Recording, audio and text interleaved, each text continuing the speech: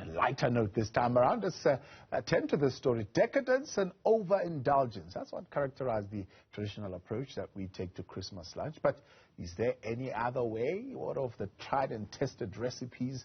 What are some of the new finds that are inspiring the trend? Minenhle Mfeka takes us through some of those traditional options and what else we can bring into the mix to make it more exciting. Chef, good to have you, and thank you very much for coming on. Greetings, Samuel. How are you doing? Yeah, I'm well. I hope you're well too, and Merry Christmas to you, and the rest of the year may it go well, and in the new year as well. Merry Christmas to you and to your viewers.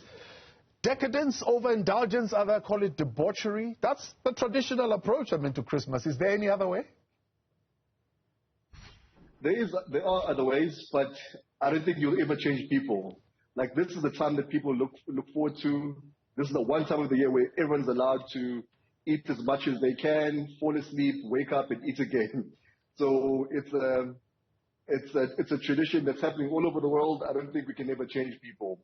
But there are people who are trying new things, who are looking at maybe eating lighter, maybe eating meals that won't make you fall asleep, changing from traditions from turkey to trying out your more fish options and cutting out your gammon and trying out other meats, because there are other meats that people don't try to have on the festive season, and then people are trying out new things. Yeah.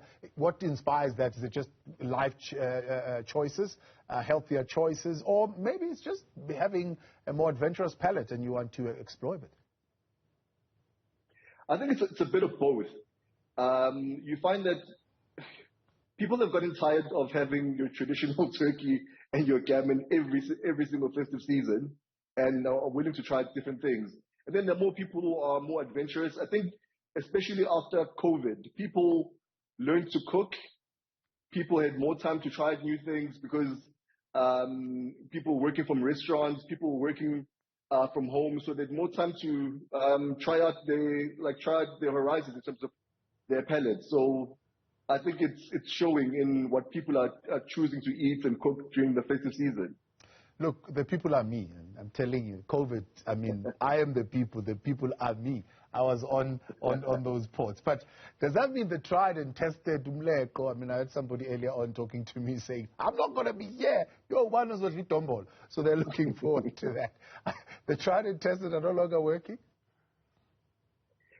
They are still working. Like even myself as a chef, I love my cuisine, but you put me in front of in my mother's house, I am going to have my mother's dombolo, because that's something that just reminds you that you are home. You don't have it all the time. Like, you can go to your fancy restaurants anytime, but your mother's cooking is something that you always look forward to. It's hot. Temperatures are soaring. It's scorching hot. So what is something new? What is something light that we certainly can explore? For example, one of the things that's always been a hit for me and my clients is always try making a ceviche. Like, a ceviche is it's a fish-based salsa that's from South America that you can. It's light, it's fresh, it's delicious. Always goes on as a hit. Instead of cooking cooking your big meals in a big pot, maybe try, for example, trout. Trout absorbs flavors very well. Very hard to ruin. I know lots of people try and stay away from fish because you cook it too long, it goes dry, it gets terrible. But a trout is very delicate and very oily, which makes it very nice to, very easy to cook. I've got lots of people trying out more seafood options compared to previous years. So I'd say, try fish. Try grilling fish, putting on the braai stand, some foil with your herbs and your spices. Can never go wrong. Well, when do you start? When are you starting? Maybe let's try that. When do you start? Sometimes, the cooking for Christmas becomes almost a whole weekend thing, with Christmas being on Monday. We might start cooking from Saturday. What is a good time to start preparing? So for me, I start the day before. Unfortunately, this year I'm cooking for a lot of different families. So I will have a lots of meals on the go. So anything that requires 5 hours or more, start the day before, slow cook it. Or if you're cooking something that you can cook the day before and maybe just warm up on the day. You can start the day before and you can serve on the day. Yeah. So I start the day before, maybe like, let's say 9 o'clock the day before, the night before.